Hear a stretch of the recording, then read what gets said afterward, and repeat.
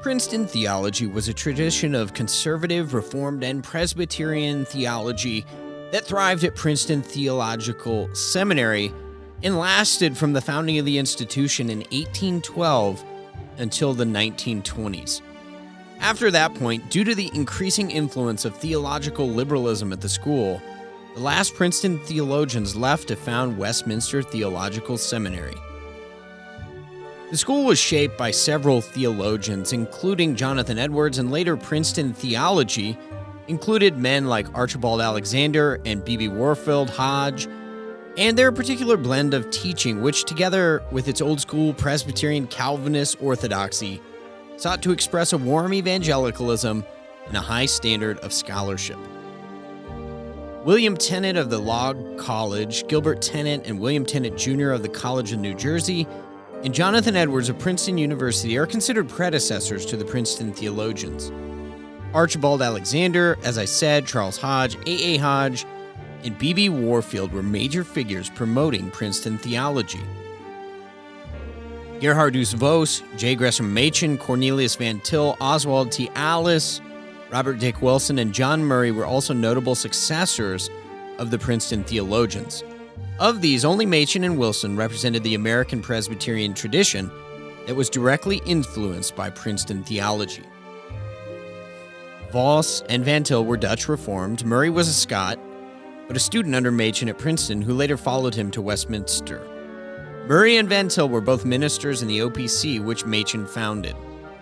But something happened.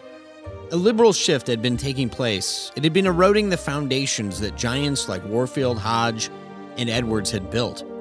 Princeton Theological Seminary had been overrun by liberals. In turn, an institution of great magnitude was lost. And so Westminster Theological Seminary was founded and formed in 1929, largely under the leadership and funding of J. Gresham Machen. Though independent, it had a close relationship with the OPC, which, again, Machen helped found in 1936. The seminary was founded by members of the faculty of Princeton Theological Seminary, following a controversy over the liberal direction that Princeton was beginning to take. Westminster Theological Seminary considers itself today to be faithful in continuation of Princeton's historic theological tradition. Many of the founders, including Machen, Murray, Oswald Alice, Robert Dick Wilson, and Cornelius Van Til, had been professors at Princeton and left when Westminster was founded. As this story illustrates, seminaries are a key battleground for the culture war. Whoever controls the seminary also has major influence and control and power over hundreds and thousands of pastors who will train millions of American Christians over the span of a generation. Today, even conservative seminaries like the Southern Baptist Theological Seminary in Louisville, Kentucky, or Covenant Seminary in St. Louis, have been infiltrated by a lot of the same liberal drift. We have people at those seminaries who are teaching or sympathetic towards same-sex attracted proponents and Revoice in St. Louis. We have woke professors, and we have most definitely critical race theory. The question is, will these seminaries, once conservative bastions, will they also be lost to liberalism, like Princeton before them was? Some would say they already have been. When I attended Southern Seminary in the OOs, we shared libraries with the Presbyterian Seminary down the road. When you walked into the library, a giant painting of the Westminster Seminary founders, with J. Gresham Machen posted up prominently in the center. This painting overlooked the massive tables and shelves of books. I would always go there because no one was checking out things like John Owen, and so I could always find a copy at the Presbyterian Seminary. But as you looked around the library, what was it filled with? It was filled with overweight women and butch haircuts and dudes in skinny jeans with no chest and zero muscle mass. Tons of effeminacy. The hold cart for classes where they keep your books was full of feminist and queer theory. Just outside the library by the parking lot was a prayer labyrinth, a New Age maze in case you don't know what that is. It's a New Age maze you walk as you, quote, work your way closer to God. If J. Gresham Machen could see it now, I wonder what he'd be thinking. I wonder if he'd have anything to say about what's become of the modern theological seminary in America. The King's Hall podcast exists to make self-ruled men who rule well and win the world. Well, welcome to this episode of the King's Hall podcast. Today, I am playing your host number one, the host with the most, Eric Hahn, and number two host. Gentlemen, who will I pick? I'm actually going to pick Brian Sauvé only because I like the look on Dan's face when I do that. No, I'm the favorite, so it makes sense that you'd introduce me last. I see how it is. So I see how it is. Gentlemen, welcome to the podcast. Well, thanks for having me, Eric. Yeah, I appreciate it. You're welcome. Eric. Oh, Brian, hold on. I was talking to Dan. Oh, okay. I'm sorry. I apologize. Wait, no, I don't. No, I'm not. I apologize for apologizing just now. I'm not Canadian, and I'm not sorry. By the way, until you get a mic in front of your face, you don't realize how much you curl your mustache. It is impressive. Do you see? They keep going. They're going to come all the way around. Yeah. Mm-hmm. It's massive. Yep. In fact, some might say it's huge. Huge. And glorious even. It's huge. Speaking of huge, today we're going to be talking about covenant succession as it relates to pastoral training, a huge issue in the church today. But before we do that, Brian, we have a Patreon exclusive content. I wonder if you wouldn't just tell our wonderful listeners what that's about and how they can get a hold of it. Let me explain to you that the best content in the King's Hall is after hours. The patron exclusive podcast that we do. And it's because there is no preparation whatsoever for it. And it is the most fun that we have in front of microphones, I think. There's even less filter. We can agree on that. Oh, yeah. You should definitely become a patron of the King's Hall for two reasons. Number one, because let's put our money where our mouth is. Let's support Christian media and help us continue to make this show possible. But also just because, like I said, you get access to some great content after hours. You hear Eric, basically responding to whatever the most controversial tweets of that week have been, and then saying, "Your thoughts, Dan." Your thoughts. And then 3 seconds into Dan's answer, I kindly interrupt him and then provide what I think the answer should be. You're like, anyway, but what I wanted to say was. Yeah, that's great, Dan. Here's what I was teeing myself up for. And it's usually really insightful. So accurate. Well done. Yes. Thank you for interrupting me. Please do it more often. Well, you got it. Speaking of interrupting, I'm going to interrupt that thought by jumping into our main episode. Gentlemen, today we're talking about covenant succession, again, as I said, as it relates to pastoral training. We are going to be talking about how pastors are trained in today's churches. We'll be asking questions like, is that a problem? Is it a good thing? Are there foundational issues that we have seen with it? And then we're going to also look at some things like what pastors generally are facing if they decide to go into this meat grinder that is, acquiring, like, where do you find these pastors? How do you recruit them? Send them to seminary? And then what are some of the pitfalls of this entire model? And I think ultimately, gentlemen, correct me if I'm wrong, but I think ultimately we're going to be proposing a different model than really what is the model for how do you train pastors for big, fast, and famous. Yes. Right? Would you agree with that? Yeah, absolutely. Yeah. Okay. Yeah, even training pastors to please the existing church member conglomerate. Yeah, or that's right. Amalgamation. Yeah. Yeah, absolutely. So we're going to be delving into that, and I think it's key to an ideal we've been espousing, which is building Christendom over several generations, right? Because it means that no single one of us can complete the necessary work of building Christendom, particularly in this case regarding the church sphere. This can't be done in a single generation by just us, which means we're going to have to pass this work on, building Christendom to our sons and other qualified men. Now, currently, most research data shows that the average pastor lasts between 3 to 4 years at a single church before moving on. And you notice in the data usually that first-time pastors at first-time churches tend to wash out of ministry at a pretty high rate as well. Data here is different.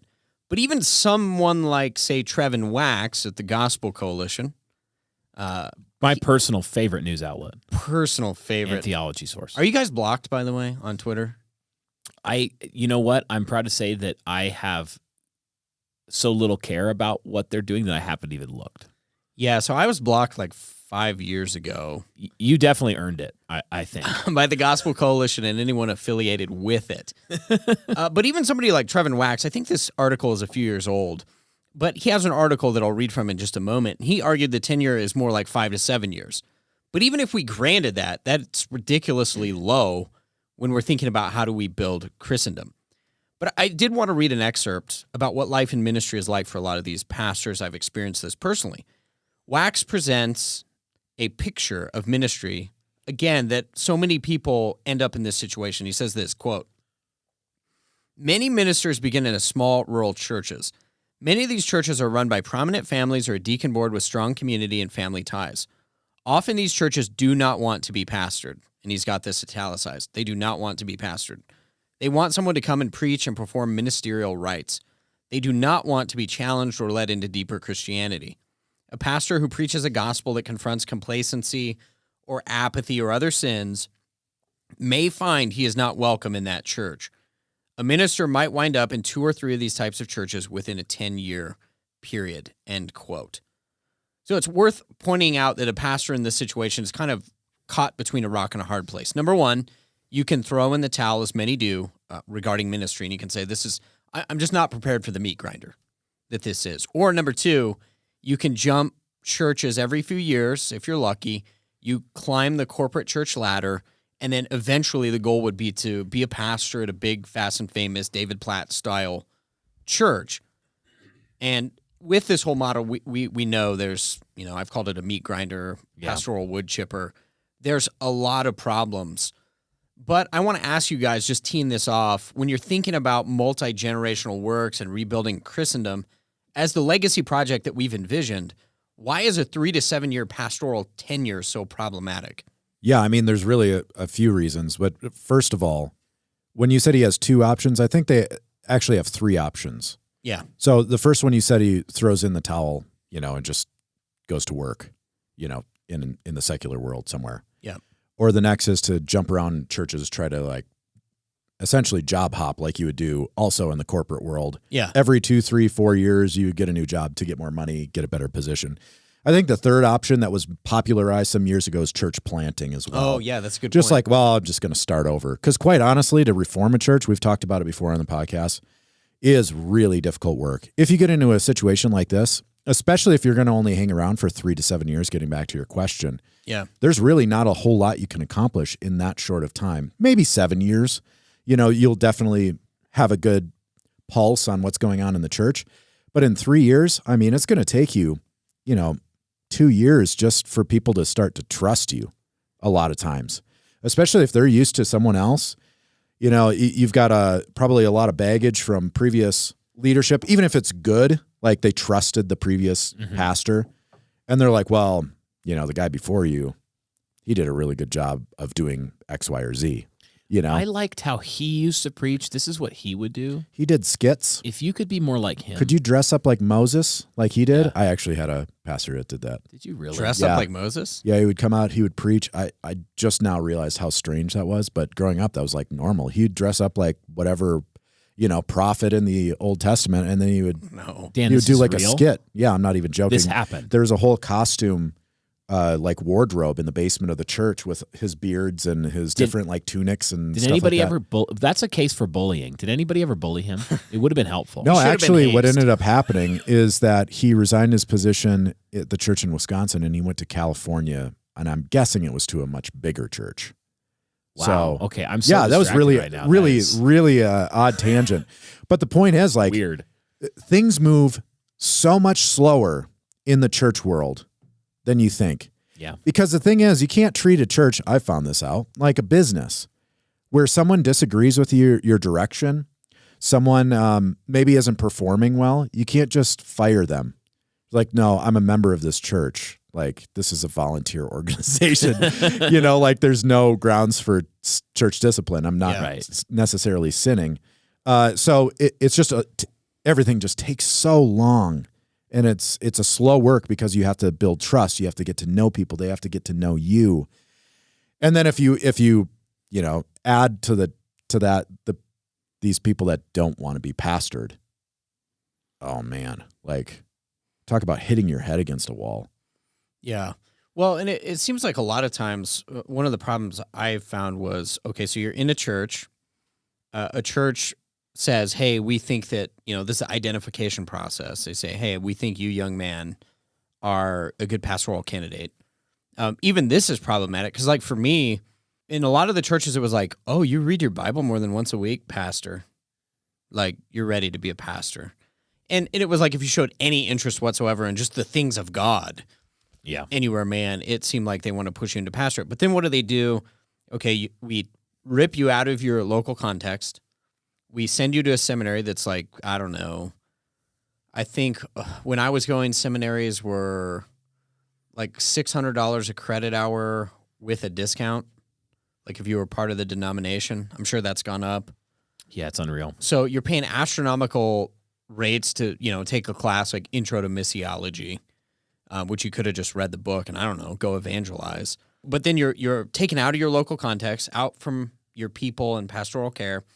You go into these seminary cities like Louisville or St. Louis, and you just kind of like, there's like millions of seminary students across the country at these places, and there's not really pastoral care. I remember going to a lot of the seminary churches. I'd be like, is there a place for me to serve here? And they're like, look, dude, we got so many people that want to serve. Like, just sit down and enjoy the ride. You'll be gone in a couple years, high transients, that sort of thing. And then, you end up going to one of these small town churches. You get put through the meat grinder. They don't love you. You're trying to do your best to love them. And I don't know, I would say 80% of my buddies we've all done that. It's like a pretty brutal treatment for most young families. Because that's the other thing. You think like, okay, well, while all this turmoil is going on, you're moving 10 times across the country and you're getting chewed up and spit out by some really bad people in churches. Yeah. You have a young family and a young marriage. Right. Not exactly ideal. So, Brian, I just want to get your take, the 3 to 7 year thing. How could you not build Christendom on that type of success rate? Well, I mean, I'm just coming into about, I think the 8th year is a month from now of serving as the teaching pastor of the church. Congratulations. Thank you. This is 8 years. It'll be 8 years in November, I think. And I had been a pastor at this church before that in many different roles. So I had been involved in it since it was a core group. And even still, I think about 2 years ago, I started to feel like I was pastoring the church, like actually pastoring the church. People were, in the sense that to pastor somebody requires them to consider you to be a spiritual authority, an elder that they truly respect and want to follow.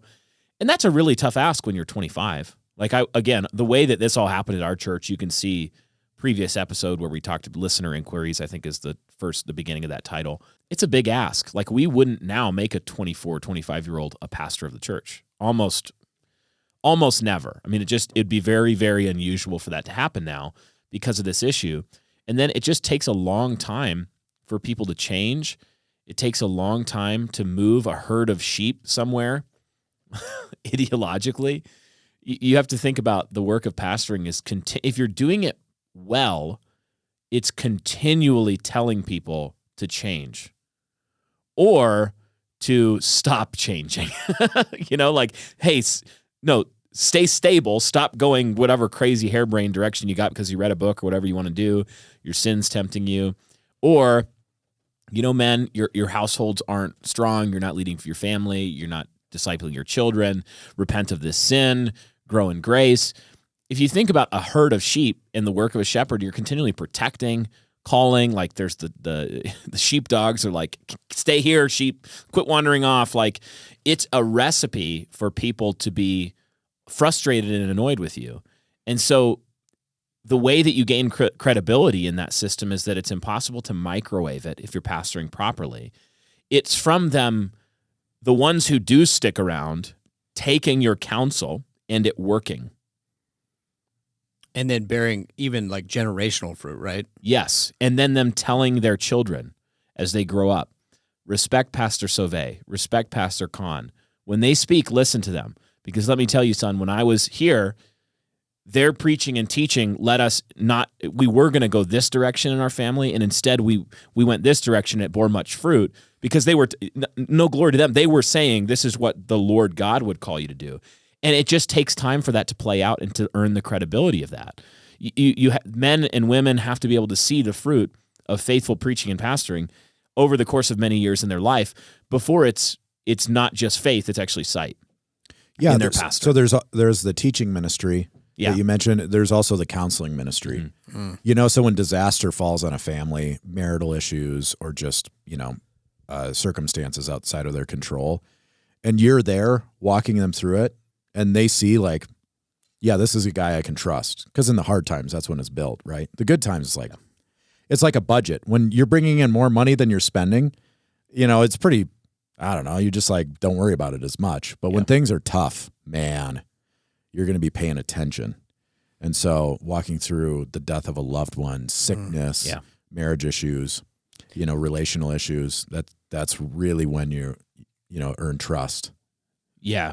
And on that point, I think this is one of the key structural errors that I see in Christian church culture that relates to pastoral training, is that our general vision for the kind of guy we want to pastor us is we want a brilliant rhetorician. We want a brilliant orator who can deliver sermons that are going to move me emotionally, entertain and impress me. And we tend to even build our whole church services around this, where we've de-emphasized the participatory liturgy of confession of sin, assurance of pardon, singing, responsive readings, the people worshiping God. And instead, we've made much of the service just an adornment, like the kale on the side of the steak plate that no one really cares about. The singing and all that, it's just adorning. It's what's the word that I'm looking for? It's a garnish. A garnish. The meat is the sermon. And so when you think about that, churches are trying to get as quickly as possible the most skilled orator to bring in the most people, to entertain them, to fill their budget and expand and hit the metrics of growth that they think are impressive or glorious. And the problem with that is that on that model, you can gain instant success because the target that they're aiming for is just, if you can deliver a good sermon, you're going to pastor the biggest church. The problem is, though, that that's not actually what pastoring is. That's not actually what corporate worship is. It's not just a lecture or a sermon. Well, I think what this really gets down to, when I started, went back, listened to Big, Fast, and Famous in preparation for this show, and then just thinking about what church has been for the last 20 years in America. Yeah. One of the things that struck me is everything we're talking about is really the corporatization of the American church. Right. Turning it, everything is the corporate business model. So I've worked in media for a number of years, and things like radio personalities. Well, for a while they moved the needle, and there's a lot of viewers or listeners or whatever it is. And so, Colin Cowherd's with ESPN for a long time. And then they just decide, after 7 years, they're like, hey, he's really not doing it for us. We need to get a bigger name, or we just need to change it up. So you're really thinking about your pastor like you would think about talent. Right. And you're just looking at the church and saying, like, okay, we just don't have the draw we once did. Mm-hmm. Even guys like Mark Driscoll, I think that the reason you couldn't argue with him for a long time was because of the success. And by success, I mean the numbers of people. Right. Consuming his content, buying his books, even if his own church was buying a bulk of those. But still, there were a lot of people consuming the content. Yeah. So I want to ask about that in just a second. But first, I was thinking about the church in Prague, the High Castle Church in Prague. Mm-hmm. Took 1,000 years to build, still building it, still working on it. One of the things you had to have in that scenario were lifers who were craftsmen. I just put two words together. Lifesman actually sounds like a cool word. I just made up a word. Didn't even mean to do it. with Eric Kahn. Yeah, that's right. I'm here for it. So you got lifers who are craftsmen. But when you think about that, in order to build this glorious thing, you couldn't have high turnover for, say, the stonecutters. Right. You had to have a guy who was like, I'm going to do this my whole life. Dan, we were talking, I think, with one of our friends at a Scotch tasting, and I think he was talking about a distiller where some of these, I don't remember if it was what type of liquor it was, but they were saying basically like in his lifetime, this batch won't even come out. Yeah, it was Scotch. It was talking about Bruichladdich. Yeah, okay. And so I can't remember the gentleman's name who kind of revamped Bruichladdich. Yeah. And he started putting, he was developing black art was the Scotch. It's like his swan song. It's his Magnus Opum, right? Opus? Magnus Opus. I think so, yep. Pronunciation. Magnum opus. Magnum opus. Yeah, and he started putting some of that stuff up knowing that he was not even, he was going to be retired, by the time that his best work would be tasted at its peak. Right. Is it Jim McCowan? Was that the guy? Yes. He was, I remember. That's such a good picture for this because it's the kind of work where, like, making a person conforming them to the image of God, even when it's talking about God's supernatural changing of a human being, 2 Corinthians 3:18, for example, it says that we all with unveiled faces beholding the glory of the Lord are being transformed from one degree of glory to another into the same image. Like, one degree at a time. That's like you're beholding the living God. This is how he intends to conform you. As you behold and worship God, you become like the Son of God. And it's like a degree at a time. Well, and it's interesting because when you look at what sanctification is, it's a biological process. But I think like Joel Salatin points this out. He's like, we're always trying to take the things of nature and biology and make them industrialized. Like hack them, yeah.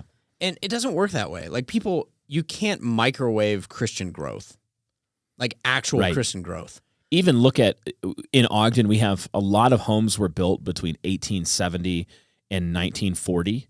Just because of the periods of expansion that happened in our city with the railroad and then the Army Depot, and there were some things behind that. But if you go and you take out a wall in a house and you cut a stud that was put in 1908, the grain on that stud is going to be tight. You're going to see, like on a 2x4, maybe 100 rings or 50 rings. If you go cut down into a wall that was built in 1998 or 2010, the stud is going to have these really softwood pine that it grew really fast. It's not old growth pine anymore. It's like we've gotten these varieties that they grow super fast and we're maximizing. But what you end up having is that old growth pine with the really tight grain. It's much stronger. It's much harder wood. It's much more uniform. It doesn't warp the same. And this new stuff is kind of trash wood. So it's way less strong. When you see fast growth, you should always be skeptical of its durability and its quality. And what happens when you actually aim for fast growth as the mark of success? You're kind of aiming for warped, not really authentic, not durable, not lasting. You're kind of aiming for microwaved, ephemeral, not intergenerational work. Yeah, and so you're really going after a pastor and you're training him, Dan, like you would a business person. So one of the things I've often said about this model of identify, train, hire, send to seminary, send to small church, climb the ladder, blah, blah, blah, is I think it's flawed down to the foundations. Mm-hmm. And so it's really hard for people to even grasp, like, well, this is the way we've always done it, supposedly, in your lifetime. That's all you know. They can't even think about a different way of training pastors because this is just the way it is. So I want to ask you guys if you think that if you agree with me that it's flawed to the foundations. And as you're thinking about that, this was early in my tenure. I went to Southern Seminary, and I remember Al Mohler saying something to the effect of the seminary's existence is only because of the failure of the modern local church. Mm. Because the local church is not training pastors, we exist. So I actually agree with him. I'm not sure he actually believes that because he's president of the seminary and they take a lot of money from a lot of people to train people I don't think they should off this corporate model. But do you agree? Do you think this whole process is flawed to the foundation? I do think it is, and I think we should put a pin in something and talk about it in a minute, and that would be what would a really good seminary look like? Yeah, we will get into that. There does need to be, and Christians, wherever they've gone, have done this, have sustained a certain caliber or class of intellectual, theologian, thinker, scholar that was warmly related to the church, devotional, that wasn't corporatist, but that maintained a high level of intellectual rigor. And that absolutely should exist. I think we talk about how that could look. But when we're looking at this industrialized, like conveyor belt seminary model that, like you said, immediately takes the qualified guy out of the local church. You're like, yeah, you should be a pastor. I affirm you in that at the local church. Go across the country, go to seminary with people you don't know for 4 years, get in debt, delay having children with your wife, have her work nights at the local diner to pay your bills, establish a household economy where you depend on your wife to work and you've delayed having children. And so that then you can go get a low-paying job at a difficult church that is just trying to hire the best preacher they can possibly get on some levels and go struggle and make $30,000 a year and have a wildly dysfunctional family, really sad wife. And I'm not saying that's the only thing that ever happens out of seminary. It's very common, though. But that's a common pipeline. For the project of this season to be successful, the project of seeing a new Christendom built, there will need to be thousands and thousands of Christian men and women who are equipped to stand for the truth of Scripture against the errors of both the liberal church and the pagan culture. This is one reason we're so glad to be partnering with our sponsor for this season, Reformation Heritage Books. Reformation Heritage Books offers a large selection of helpful and theologically rigorous resources on everything from biblical theology to history to blue-collar family discipleship, the type of library and resources that could make the kind of men and women I just described, grounded in the rich heritage of the Reformed faith. We'd like to highlight one resource in particular, their Family Worship Bible Guide, that presents rich devotional thoughts on all 1,189 chapters of the Bible, including searching questions to promote conversation and to help you in leading your family in such a way as to say with Joshua, "As for me and my house, we will serve the Lord." Tap the link in the description of this episode to pick one up today. To me, the way that I would want to answer that question is by describing the ideal in our context. And that, for me, this is like a high bar, but what it would look like for us is that, okay, this young man has grown up in our church. His parents are members in good standing. We've known his parents and him for multiple decades. He's been educated in our school or in a homeschooling context in the church, so we know that he's Christianly educated. He's borne good fruit in his participation. He's shown years of stability theologically and in his character that we have observed. He's known by the congregation and they love him. He's expressed a desire and call to ministry and sought out training and experience from the existing pastorate, who've then given him theological education, pointed him to resources, and overseen that to some degree. He's been through a candidacy process where he's been tested in the church for a year, and the people affirm him and they say, yes, this man is a pastor. And then he's ordained, and he intends to live in this community and build it, or to maybe go and plant, like I think churches should plant in concentric circles as they're establishing and particularizing new churches out of a mother church. He's like, yeah, I'm going to get some experience in this church, and then one day, Lord willing, I'm going to go plant a church in Salt Lake City or in the next county over, and we're going to maintain relationship. And to me, that's like the absolute ideal, what I just described. It's not the low bar. Like, there's lots of other ways to become a pastor in our church that didn't look like that. But the degree of confidence and competence and authentic pastor-sheep relationship that would come out of something like that, and then if that guy pastors for 20, 30, 40, 50 years in this church or in establishing other mother-daughter church, I mean, that's the type of thing where that's stonework. That guy's life is a big, solid, square-cut stone in the wall of a cathedral. And you need a lot of them to build the cathedral over hundreds of years. But that guy's life absolutely is going to hold the wall up in the intergenerational work. Yeah, and that you're right. That would be the ideal. None of us, unfortunately, had that option. So to get to your question, Eric, that the model that we have now is flawed because it's a ripoff of the corporate world. Because you're trying to get results quickly. Almost like I'm going to be the CEO type. I need to be a good orator, having a marketing and brand mentality in order to grow. And so what do we do then that's different than that? And if you look at the scriptures, what is it? What are we emphasizing in our seminaries? And I know we're going to critique seminaries a little bit more, but what is the emphasis in a seminary? It becomes desire is king.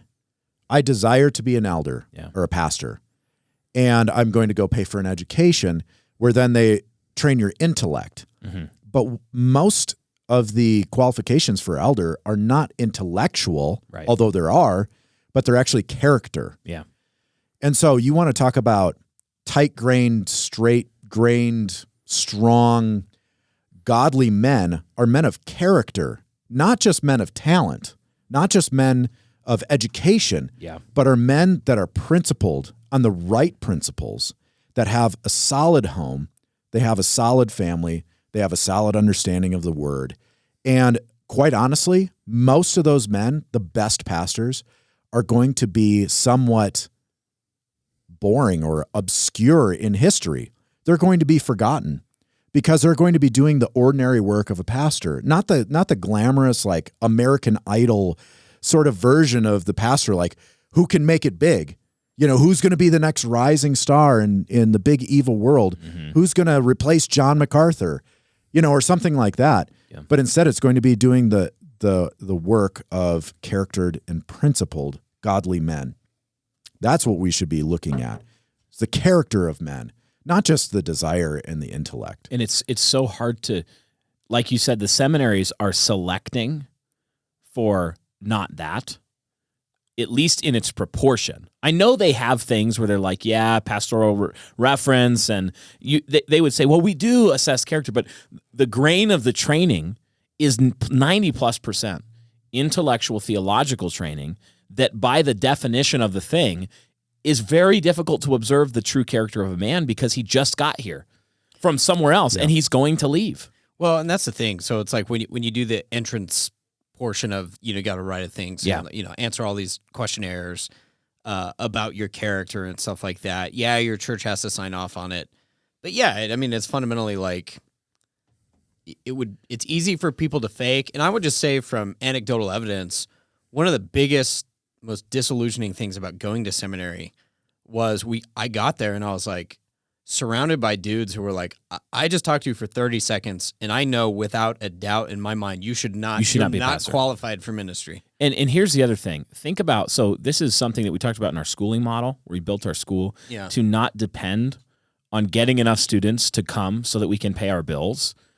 Seminaries, I know they have big endowments and there's other ways they fund them, but think about what would happen if they got twice as choosy about their applicants. Most of them would go bankrupt. It incentivizes them to take more students. To take students, yeah. And also to spin off degree programs that are designed for people who aren't going to be pastors. So they have mission drift as well, educating women in seminaries in certain contexts or with pastoral degrees. And, so when you build a model that depends for its continued existence on fundraising from getting enough butts in your students, your classroom seats, you have a structural problem there that is not the same. The church does not have this misaligned incentive structure. To the church, when it's developing elders locally, it has a high degree of incentive to make sure they're qualified in their character. Yeah, because they have to live with them. Because they're going to be they're going to be partners and pastored, and with this guy, he's going to be their problem. But think about how many churches. I know this is cynical a little bit. How many guys have expressed a desire for the pastorate to their local church pastor, and they're saying, "I want to go to Southern. I want to go to some seminary. Will you give me a pastoral reference?" And the pastor's thinking, I could get into a big argument and cause a lot of waves with this family, with his parents, or with this guy by saying, no, I genuinely cannot imagine you being a good pastor. And instead, like maybe it's not even character, maybe it's just like low EQ, not good at talking to people, like you're not going to be a good pastor. How many pastors have just gone, you know what? Maybe he'll wash out in 4 years, or he's not my problem anymore. Signed the thing. It happens all the time. Didn't want to make waves, gave the reference. Instead of really thinking, would I let this guy pastor my kid's church? Yeah, no, I think that happens. It's a very real thing, and I think it's a good transition into what we'll talk about next, which is really getting into the seminary and unpacking why I think in many ways the academy has failed us and it's become a problem. Mm-hmm. So as I mentioned earlier, my own experience in the OOs, going to Southern Baptist Seminary in Louisville, Kentucky, Al Mohler was there, and the reason I went there was really because it was regarded as one of the most conservative options for a Baptist-minded person, of which I was at the time. So went there, got recommendations. I looked at Covenant in St. Louis, but there was a lot going on positively for Southern Seminary at the time. So we're not very many years removed from that. You've got a lot of missional drift, as Brian has already alluded to.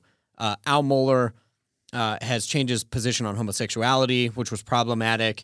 And then the CRT wokeness stuff in their midst. Of course, the seminary spawned Russell Moore and unleashed him, this political operative on the world. Thank you very much. Unleashed is the correct word. Unleashed. Yeah, and there's been no correction offered either. Russ, when I was there, he was the dean of the School of Theology. What? Yeah. No wonder, Eric. All of your problems, you can blame on that. Basically, yeah. If you ever have one. That's the scapegoat. If we discover the first flaw in you, that's what we'll attribute it to. We haven't yet, to be clear, listeners. That's right. I mean, come on. It's Eric Kahn. It's funny, too, at the time, like, I When I was there, I thought Russ was great. He delivered some chapel messages that were really superb. Good orator. He was a great orator. He was actually, at the time, he was talking about patriarchy. He was one of the guys who really pushed the whole Christian adoption movement. Yep. Which now kind of looks nefarious, especially in light of the don't love your own people, adopt people from somewhere else. That's kind of a weird flex. And Russ, definitely not conservative anymore, editor-in-chief now at Christianity Today. Al Mohler's gotten himself repeatedly in hot water for refusing to answer the woke crowd. He's got people teaching wokeness in his seminary. His own professors. I talked to people at County Before Country who are students there, and these people told me, they said, yeah, no, we have dudes on our campus right now wearing tube tops who are almost openly homosexual. It's well known by the student body. It's not being addressed. So they said, hey, we've listened to your podcast. We know you have concerns from 10 years ago. It's worse than you think. It's gotten way worse than what you're talking about. So I think at the very least, it's concerning, right? This whole thing is concerning. Now, I will say this. I learned a lot of things in seminary, but actually when I look at my life now and where I am theologically, the things that have driven, say, the King's Hall Hardman podcast, the core doctrines that underpin my life were not learned at seminary, which I think is kind of weird. You'd think you'd get them at seminary. Seminary was largely yeah, this is not right. And we'll start to unpack some of those problems with the seminary model. But what I did learn is that what you really need is mentors and fathers in the faith, men in the local church who can teach. One of the things I'll say about the CREC, left seminary, eventually became part of the CREC, we're not saying your pastors shouldn't be trained. We're just saying most seminaries are probably not the option. Yeah, don't hear us saying we want men who don't care about the intellectual, don't care about theological training or rigor.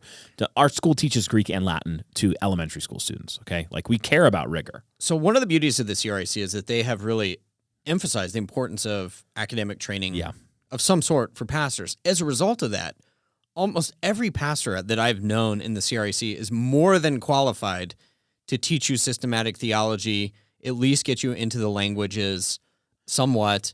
They're more than equipped for that. And because of the connection with classical Christian education in the CREC, many of them have a high degree of rigor in the old paths, in reading the classics of theology and Reformed Protestant thinking. And actually, that's one of the reasons that some of the CREC guys get in trouble is because they actually sound like the Reformers, which in our modern antinomian quasi-Lutheran law gospel obsession, they sound very what's the word? They stand out because they have an often historic theology of the law and the gospel and of these things.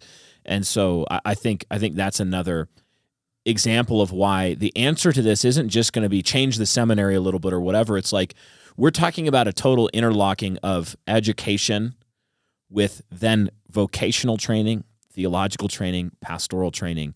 They're all interlinked. Yeah, that's they right. should be in the ideal scenario. So I want to kind of do two things. One, first, to go over some of the problems. We've been doing that. So some of these we've already taken care of. And then move into what Brian has alluded to before, this better model, and what you're talking about now, getting to a better model. So some of the key problems that I've seen, and get your take on this from the seminary model. Number one, incredibly expensive, as I mentioned, debt, working nights, and number two, tied very closely to that, it's not family friendly. I remember early on at orientation, Russell Moore was making a joke, and he said, yeah, when you come here, we're so rigorous. He goes, I told my wife when I started my PhD, I'll see you in a few years. I'm just going to get an apartment at the library. And it was like a running joke that you're not going to see your family for a few years. Your wife's going to be working.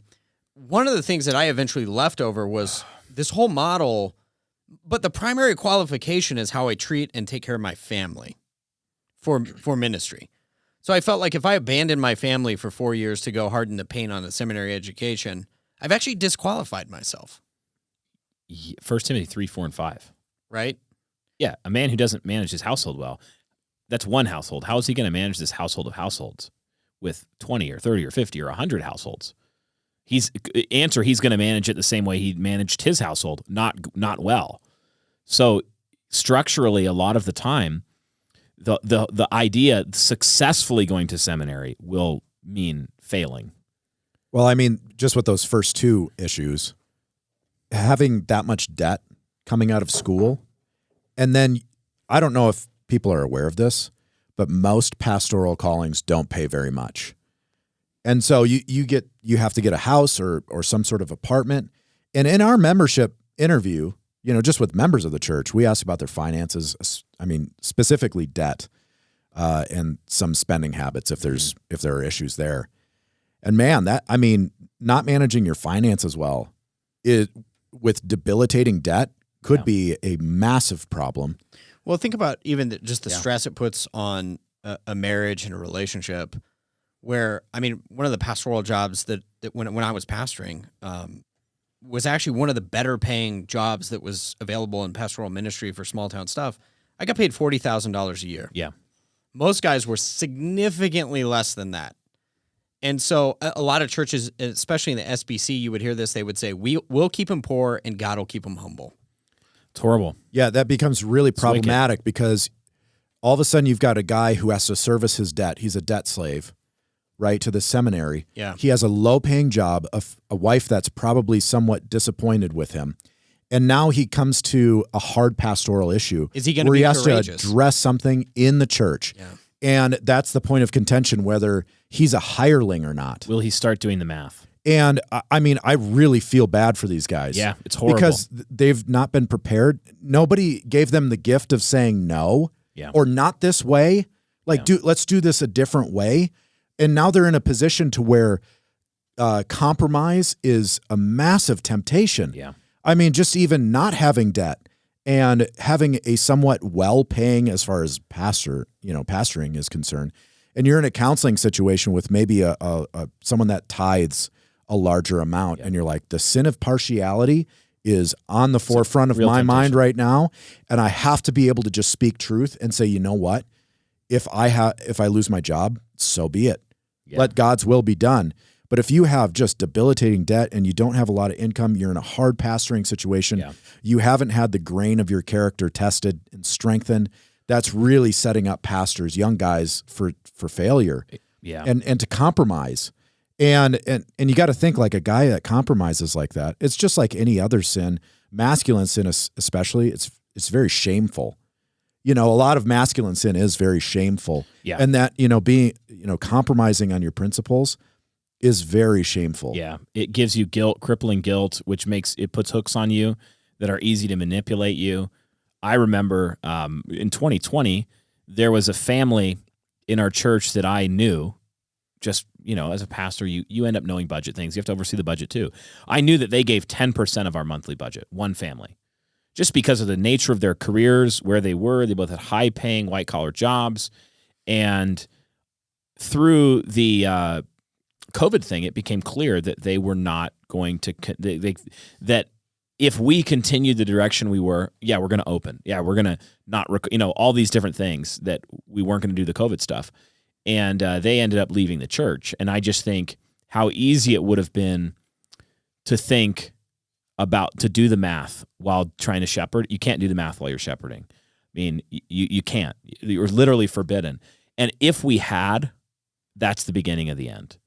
Because now you're compromised, like you said, Dan, you have shame, you have guilt, and that's a hook. And once you have that hook, without repentance, which would probably require you to step down in a lot of these scenarios, the church is going to be in decline until the Lord removes you or removes the church's lampstand. Yeah, and this is one reason, too. I think it's beneficial for guys to at least be able to have some sort of tent-making skill that they can actually make serious living off of. Yeah. Something that we've talked a lot about, I know Michael Foster has as well, so that when the church comes to you, because they do. I've had similar situations, elders, you have to discipline them, and they're like, hey, well, I give 10 or 20% of the tithe for the monthly, and you just have to say, I don't care. Take a hike. Yeah, it was C.R. Wiley, I think, the first time I heard the word anti-fragile, and he was talking about that's risk on a barbell. You have to balance risk with stability. And he's like, for the pastor, that's in the high risk. High risk. That's the high risk category, which is funny because, the rewards genuinely are eternal and there's not like a big bonus waiting for you here on earth, right? For an inheritance. But the risk's very high because you, like we said, you say the wrong thing to the wrong person Yeah. and they stop attending, they stop tithing. You look at the wrong thing. You say the wrong thing. You would just upset the wrong person and you're out on the street. Like, you know, it's very high risk. So you must balance that with other sources of income. Yeah, one of the other things I think in terms of being family friendly, if the training is happening at a local level, one of the things that we can do with guys is say, hey, listen, your family life, you know, maybe your wife just had a kid or she's pregnant, she's sick, whatever it is, your child needs special attention or whatever it is, you can say, okay, let's kind of hit pause here. Like, let's dovetail the training so that you need to take care of first things first. Yeah. Whereas seminary didn't allow for that. A lot of times, I'll never forget this. I can't remember the exact course. I think it was actually marriage and family counseling. Yeah, I'm almost positive that's what it was. I couldn't make the first week of class because my second son was being born. And I emailed the teacher's assistant, they're the ones who actually run the course. Yeah. And I said, hey, do you mind if I send an email to the other students and let them know, hey, my son's being born. I can't make the first week of class. Could I get somebody's notes? And I got a really snarky reply back from the teacher's assistant. And he said, listen, if you're not prepared to be in class, you'll have to figure out that on your own. Yeah. And I remember thinking, well, but like it's not like I'm like just skipping out on class. Right. That was sort of the final straw for me. Do you think that as you look at that sort of thing happening, what do you think you're training your future pastors for something? Yeah, what you're doing is you're training them for people-pleasing, you're training them for compromise, you're training them for fragility, you're training them to be beholden to interests that are not... What you're doing is the goal should always be to align the incentives to righteousness and to the mission of the thing, like to the mission that God's given the church. So the incentives should align on that level where a good pastor who pastors well, qualified, doing a good job, there should actually be a financial incentive to the degree the church is capable to say, we are going to make sure we take care of this man's family. Yeah. We're going to make sure we give him enough money because we want him to be a qualified man. We want him to have children, be a model family, all that stuff. The seminary should also be aligned that way, where the funding of the seminary shouldn't be aligned with getting as many people through as possible, regardless of their qualification. Right now, if you think about the way that the incentive lines up with the finances for that guy, it's like, when can he start making money in this career? When he finishes the degree is the idea. Well, what if to finish the degree really quickly is going to make him disqualified because of his family, neglecting his family? The incentives don't align properly. So this is the difficulty, I think, is that you have seminary completely not just not aligning with the proper incentive structure towards righteousness, it's actually incentivizing a lot of unrighteous behavior. So the exception would be people. I think it makes it easier for the exception to be righteousness in a lot of cases. Yeah, that's a great point. One of the other issues that I saw was the amount of women that were brought into the seminary setting. Yeah. Generally, they wouldn't let them in the shepherding/pastoral track like at Southern Seminary. Yeah. But they would put them in something like counseling. But they were doing most of the same coursework, essentially learning how to be pastors. Yeah. Do you guys see a problem with this? Are lady pastors bad? I don't think that's a thing. I've never heard of a lady pastor before. No. I mean, I look to the scriptures. Don't see it. No, don't see it there. No, that's problematic because, again, it just reinforces the entire idea that they'll take whomever, just to make sure that they have enough tuition. Whole new market. Income. Yeah, it's a whole new market. Enough tuition, and especially with females, how much, women like to do schoolwork. Yeah, I mean, get in debt, go to school. Schools are often designed for women. I think universities so. now are something like 70% female. So Yeah, graduates, I think, are 70% female. Yeah, so, I mean, I think it just further, confirms the idea that they'll take anybody. But you look at that like, okay, let's say that you take them at their word and they're not becoming quote-unquote pastors. Same deal, Westminster Presbyterian Seminary. I read the commentary. I think it was a commentary on Mark, but there's like a professor at Westminster who is a woman, teaching. So this is the other part of the argument. Yeah. You have a lot of female professors, and they will say, well, they're not pastoring. And we're like, no, they're training pastors. Here's the problem. Paul says, I don't allow a woman to teach or hold authority over a man. And he's specifically talking about in the context of the church. I think you could make a pretty effective a fortiori argument. How much more should we not entrust the formation of the men who are teaching and holding authority over the church to female professors? I think that's absolutely, like, I think all of the reformers would be like, what? I had no idea. This is insane. This is all new to Dan's me. like shocked This over is here. crazy. Are you serious? And it's happening Yeah. in the reform world. That's my other point. Like, Well, I So expect it from like the libs. Well, yeah, like Or from, Liberty like, University the gay flag and PCUSA. what's you the know, cat crowd. glasses snarky lady? Karen Swallow Pryor. yeah. Yeah, And like that's Liberty University. I expect it. yeah. And well, that's the thing. So, like, And it's English. I don't think she's in a pastoral training program. But anyway, keep going. yeah, I did a similar podcast, or some of the same topics, I guess. The Softening of the American Pastor, Hard Men podcast. One of the things I said in there is in a reform world, we got to own the fact that this isn't just, Nadia Bolz-Weber Right. and her promise ring molded into a vagina. Like, that isn't just the kind of people who are doing this. It's people in the reform camp who are sending women to seminaries to get really pastoral training. They're taking their money. Yeah. And then they're allowing pastors to be trained by women. And they're also establishing a lot of times in these counseling degrees. Yes. Eric, they're establishing a quasi female eldership. Yes. They're promoting by de facto like implication that the male pastorate is generally not equipped to pastor, shepherd, and counsel half of the church. Yep. Which is not true. This is a common error where you have churches that establish women's ministries or female counseling departments, and they basically say when a woman comes for counseling, we put them over here. Well, where in the Bible is that established? I mean, Titus 2, older women teach the younger women to be workers at home, but when we're talking about pastoral counseling for sin, repentance, for theological training, issues like that, male pastors are qualified and called to teach women too. So, Well, in that passage, it's Paul telling Titus, here's what you tell the women. yeah, he's telling Pastor the women to do this. Yes, exactly. It's like This is what you should counsel them. it's adopting the corporate modern model of sext piety and of the corporate business model for the training of our pastors. Why would we expect to get any other fruit other than corporate churches that are not aligned with the Word of God? We're getting the fruit we asked for. Can you lay siege to places anymore? Is that a thing? I think Yeah. we could. Oh, yeah. I mean, but Siege. you might prison. Oh, You might go to prison. yeah. Like, just My wife might not appreciate Dan looks that. so disappointed right taking now. back Man. institutions. Oh, man. Well, we do need to build seminaries and training centers that are different from this. Yeah, absolutely.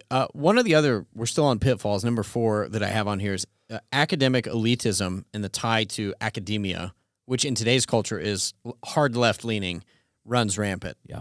So one of the problems you have in this professorial world is, like, their bread comes from getting the right books published by the right Crossway publisher, getting on the conference tour, getting in with the right people who approve of you, and also being approved of by other academic elites. The fruit of this is, like, in broad daylight now. Yeah. And what it is generally bred is cowardly men who will bow to whatever the current thing is. And the thing about academia and the work of academic theology, really any precise academic discipline, is that it's often the world of nuance is very important. The world of precision, nuance, etc. And so what that can tend to make is very careful men in the, the Doug Wilson quote, Yeah. the history will not be written by the careful men, but, by the courageous men. Yeah. So when you come to issues where actually the correct pastoral response is a brawl, is that guy's a wolf, get him out.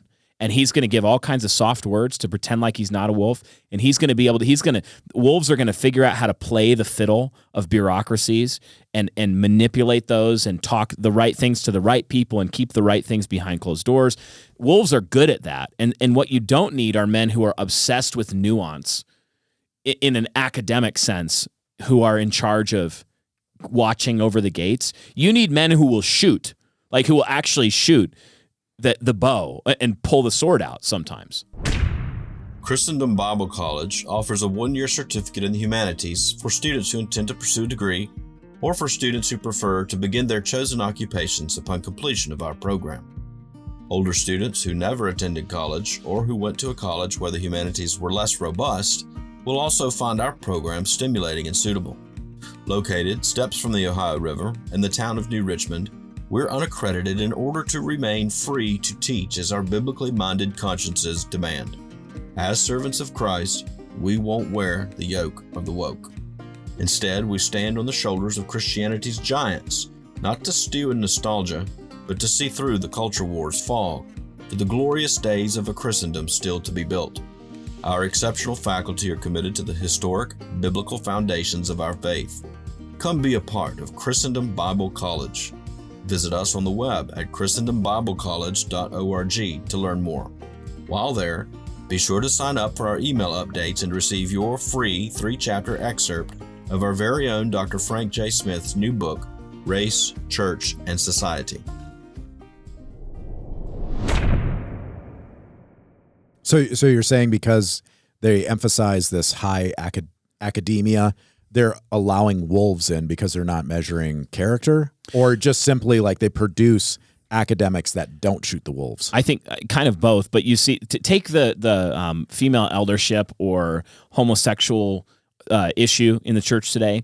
You can find extremely rigorous, quote unquote, academic defenses of female eldership with sources cited that have been published in peer-reviewed journals, and then people will be like, you go engage on that level. You need to go engage on that level, and you need to write a counter paper. And a lot of the times the answer is like, no, you need to laugh at it, mock it, and damn it, and anathematize it, and just don't engage with it. And the academic model is built on this back and forth precisionism, bureaucracies often, and it creates a certain type of person sometimes, I think, who is like the, classical academician who won't make a firm statement ever, because he always wants to make sure that it's, You have to qualify every qualified statement. perfectly and can never be assaulted on any side. And the reality is sometimes you need to say all Cretans are liars. Sometimes you need to say that without footnoting and saying, well, actually some of them aren't, but it's more of a generalism that I'm speaking in right now, and I'm going to defend that now. And then I'm going to give you a developed theology of rhetorical devices like the hyperbole and how they're permissible because of the prophet Ezekiel. And it's like, yeah, we do need people to produce precise theological work, but pastors, while they are required to give an account for all of their words, pastors also need to be able to pull the sword out and speak in generalisms and attack wolves and say, I don't believe you, you're a liar, you're a charlatan, that kind of thing. And I think academia isn't the best setting to create that. Yeah, and I think one of the things that we've seen in the local context is if you have local courageous men, particularly your pastors, you get the opposite of this. Because really what it comes down to is training that muscle that when you're in counseling or you're dealing with a difficult person and the difficult thing that has to be said, it's just training the muscle of doing that. Whereas what I found the result of a lot of seminary trained guys is they learned how to be bureaucratic. So, you'd say, hey, that's a problem that such and such's daughter came in with, a tube top and, no bra. Mm-hmm. And they say, oh, I absolutely agree with you. But, in this situation, I just think we just need to give them space. We have to have a long leash. We just have to let them grow in love. Let them sit under good preaching. It's the kindness of God that leads they'll people to eventually get it. So there's all these different ways of being a coward. Yeah. And really the fundamental muscle of pastoral ministry is seeing with your eyes and responding in courage to difficult things. With hard words where they're needed, soft words where they're needed, thick skin, unbought, all of these really important character qualities. Mm-hmm. And a lot of the time, the model of seminary is actually incentivizing men to not have those.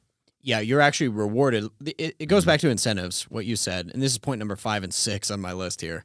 Seminary has trained a generation of soft, effeminate pastors who lack spines.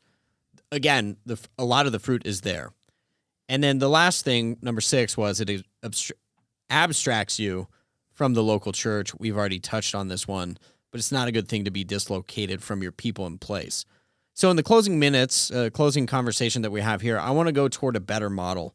Brian, you mentioned this, local training in local churches, but I wonder if you would just start to spell out for us, what would be some of the components if say we were to train people locally here, the ideal situation, what would be some of the component parts of that? What would it look like?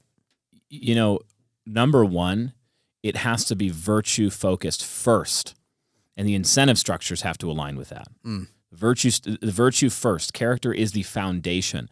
Seminaries will say that in their statement of faith, but then not act like that's true by incentivizing rhetoric, academic ability, those kinds of things, politicking, that sort of thing. And even when they try, they're not really geared to do it. Yeah. So when first year I was there, we had shepherding groups. Right. So you'd like meet with a professor, and it was basically like cocktail hour for Baptists who don't drink. And so sounds fun. Like twice as boring. But I remember going to like the first one, and there was a guy in our group, and the guy, the professor asked him. He said, "So you're new to seminary. What are your thoughts so far?" And he goes, "I don't know. It's confirmed two things for me. I know I was called to preach because I am so good at it, and number two, I cannot stand people." And I remember thinking, like, oh boy, how did this guy get let through? And the professor was like, "Wow, that's interesting. Wow, I would definitely rethink that." Okay, who's next? And that's what I mean. It's but like that in a local church, that it should have been like, you are not qualified. You just have to admit to yourself, like we really have to admit that in order to know somebody is qualified in their character for the office of pastor, you need more than a reference letter from somebody. Yeah. Like the training of that person needs to be connected to a vital relationship of authority and submission, training. I need to be able to observe them over long periods of time in contexts where they're not incentivized to hide their true self. It's very difficult to hide your true self over a period of years in an actual community. It's just people figure out who you actually are. It's really easy to present a false front on an application, on social media, and in small, concentrated environments where the discrete beginning and end point, like a class, a small group. Or even serving in a church as you're attending seminary. Exactly. It's a short period of time. Yeah, where you're going to go and you're going to teach Sunday school, and you're going to... I've got 8 weeks of this unit where I've got to go serve in a local church doing this thing to check the box. You could be the best dang deacon for 8 weeks. Anybody could. But to be use Ben as an example. Ben Garrett, our deacon, he's our only ordained deacon at the church at the moment. He's actually my deacon. My deacon, Ben Garrett. Thank you for admitting that he was my deacon. He's a deacon. If he hears us saying that, he actually corrects us and says, "I'm a deacon of the Lord Jesus Christ," which is correct. Also my deacon, but yeah. And also I am a member of the body of Christ, therefore. That's right. Wow, really derailed here. Take Ben, where deacons are to be tested first. Elders are to have these visible fruits of character and managing of their household well. All these things that are much different, not given to fits of rage. Now, all these different character, self-controlled. Okay, how do you see that? How do you see that? I have to be with somebody. Like by the time Ben has pastoral aspirations, by the time, Lord willing, if Ben comes up into eldership in our church and into a pastoral role in our church, we will have known him and his family and his children for years. For years, we'll be able to see them in 10,000. We'll be able to see Ben in really stressful situations. We'll be able to see Ben in, when his guard's down, when he's with friends. Like you get a whole picture. So to me, one of the baseline features of training pastors is that we have to disconnect the training of pastors from academic theological training and admit that academic theological training, though it is an important part of being qualified to pastor, properly situated on top of this character foundation and this life foundation, and then admit which of those is easier to do from a distance. It's very easy in our day and age to take a man who's qualified in his character in a local church and get him the resources to be trained academically. Is not difficult at all. In fact, in some ways, it's easier than sending them to seminary. Well, and I think that's part of our celebrity evangelical culture. I remember a guy just got fed up with it eventually because I heard it for about a year. Was one of the leadership team at the church that I was pastoring. But he would come up and he would say, Yeah, but my favorite evangelical celebrity pastor did that sermon better, and so you should go listen to it. Here's the link. And finally I said to him, you know why you like that guy? Because he never disciplines you. Yeah. You like that guy because he doesn't see your sin. Mm-hmm. And because he never holds you accountable. You can listen to the sermon and you can feel good about it. Mm-hmm. But you're exactly right. It gets to this issue of it's easy to do something far away. Yeah. But it's really hard. The character stuff you can't really hide up close. I want to see Ben go and you know, when we're in this training, giving opportunity to a man, testing phase, even as a deacon, it was involved in his deacon training. It's like, okay, Ben, go do this, go talk to this person, have this conversation. It's going to be awkward and difficult. And then he goes and does it, and you see, I can go, okay, well, that's a layer in the trust wall, right? You've gone through, like we've gone through with Ben as a good example. Like there's been some hard weeks this last summer with just tons of stuff going on in the church, trial and grief and sorrow. And it's like, okay, what does a guy do in those situations? You can't know that from a resume. No. And what does he do when you're not paying him any money? Which was Ben's scenario. Like Ben's a volunteer for the church, spending 20 hours some of these weeks, plus following up with families, going and making sure they're taken care of, organizing, reaching out to the elders and saying, elders, do you have everything you need to care well for these families? That's the kind of thing. What class is that at seminary? It's not. It's a category error to even ask that question. So I totally agree with you. Let me ask on the because we're not saying no academia, rigorous study. What would you envision, Dan, for the theological training? What does that look like in a local context? Do you learn some things maybe from Kevin Love at headmaster of our school? How do you process? How do we train these men theologically? Yeah, so in our elder candidacy process, we go through a series of interviews to where we talk about a lot of these theological distinctives, and because it's not just like how much do you know about the thing, but also are you like-minded? Yeah. You know, how do you reason through some of this stuff? Because there's also a fit on an elder team. Yeah. Because you have personality issues, potentially. You have to work well as a team. If you're always fighting and nitpicking about, things that aren't even like you agree on paper on theology. And anyway, I'm digressing. And then really it comes down to a couple of things. First is constantly reading, being a self-educator, being curious. I remember Brian and I, it was some years ago, Brian had said, I got to figure this eschatology thing out, this end times theology. Yeah. Like really got to nail it down. And so he was reading, I started reading some books because I'm like, yeah, you can't just have a huge theological category where you're not really settled, and lead people effectively in it. Yeah. When you're like, yeah, I'm a pan-millennialist, it'll all pan out in the end. I hate that joke. I know. Well, yeah, because it sounds like pantheist, which is a different thing. Also bad. Very bad. Way worse. Was this your 200 books a year? No, I don't know. Year. I think that the was year different. before it. Yeah. Or after. I can't remember. So anyway, a self-educator is very important, but also just like, hey, you need to figure out like covenant theology. So here's a book. Yeah. We give our elders a book budget. Yeah. Go buy books. And it's hundreds of dollars. It's not a $20 a year gift card to Barnes & Noble. Correct. Yeah. And then there's another thing that you figure out, like you can read the books and you could take the classes and you could think you've got something nailed down. And then you actually like rubber meets the road. You have to actually convince people of a thing. And that's different. Trying to convince someone of a theological position, especially when it actually like has visible fruit, or it really comes down to connecting the vision of the church and the direction you're going, because like Calvinism does that and postmillennialism does that. Quite honestly, a lot of the systematics do that. Yeah. And so that's really where the point of testing comes. And so I guess my vision for some of that in the church is going to be in preparation for the office, but then it's beyond the office as well of the church. When you get into these decision points to where you have to lead actual people and convince them of an actual thing, you have to have your homework done. Yes. Yeah. Well, Dan, it's really interesting. I was thinking about how our circle at the church works. Like, we work here at the church. We're together most days. pretty much all the time. All the time. So it's this combination of like, we're continually being like, have you read this? You should read this. Like, we're continually pushing each other to, Yeah. I feel like we read a lot. So that's number one, making sure you have a gang of men that you can do that with. And then number two, you're wrestling with those things together.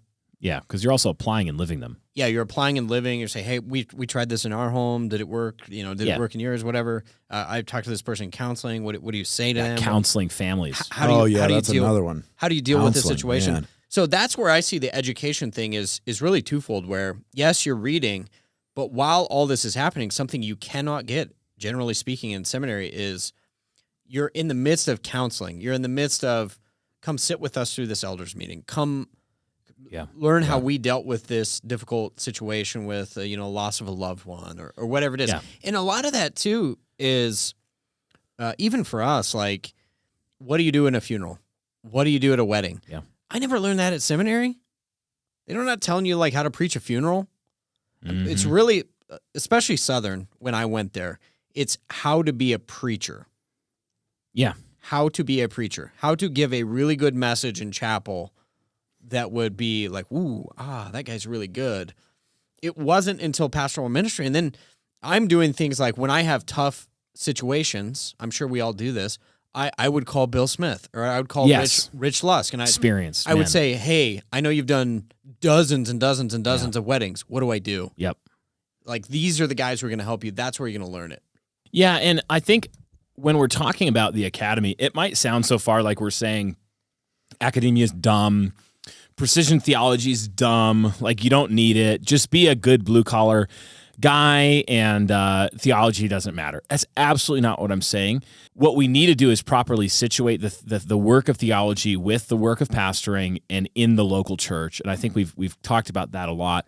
But I also envision and do think that there should be institutions of higher education where we do have elite theologians and we have, great, where we have the most gifted, talented, intelligent, these like top 5%, top 1% guys who are writing and directing the theology of the church and guarding the deposit of faith and all these things.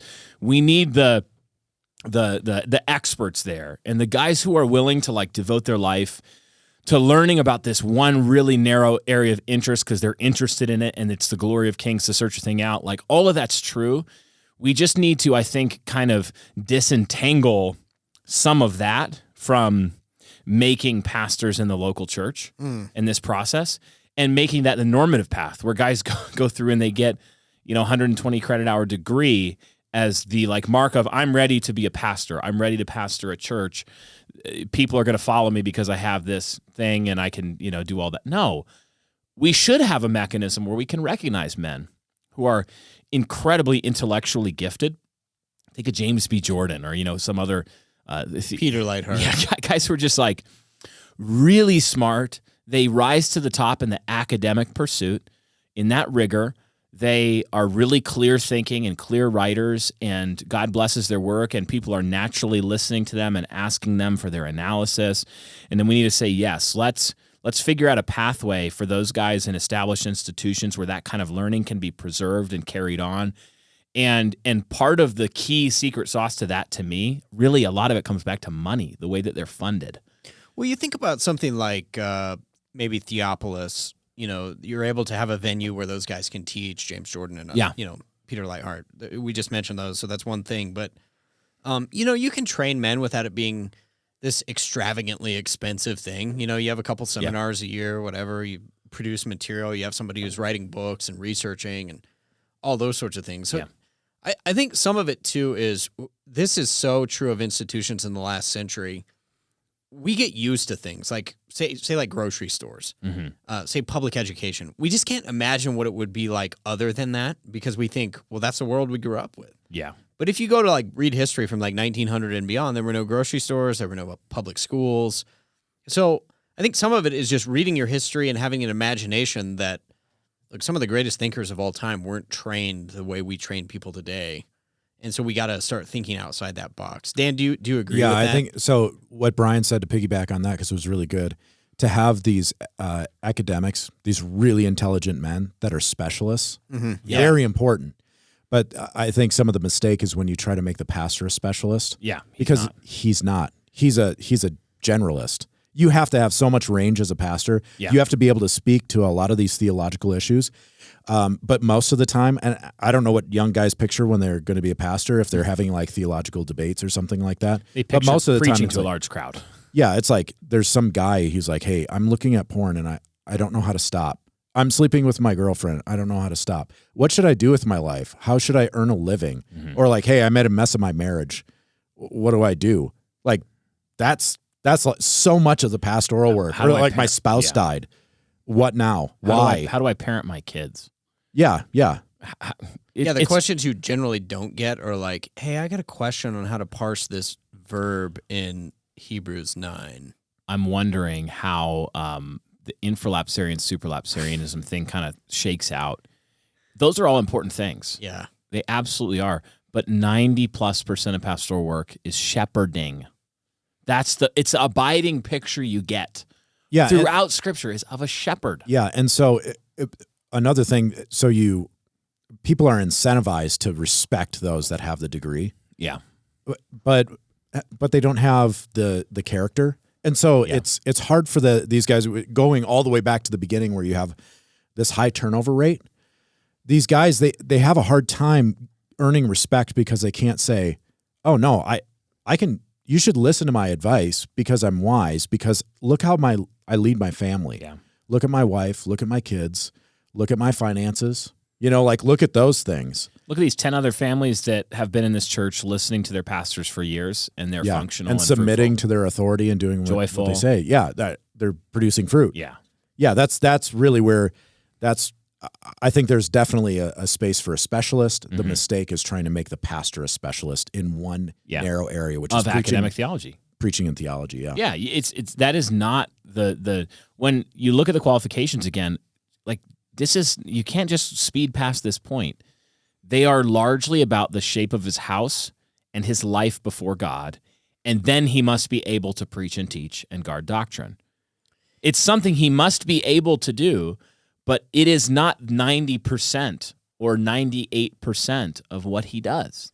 Yeah, it's interesting. I was thinking back to a book that Paul Tripp wrote that was actually a good Paul Tripp book. It was called Dangerous Calling. Yeah, actually a really good book. And this is one of the quotes in there. I think it's exactly what we're talking about. He says, "It is quite easy for seminary students to buy into the belief that biblical maturity is about the precision of theological knowledge and the completeness of their biblical literacy.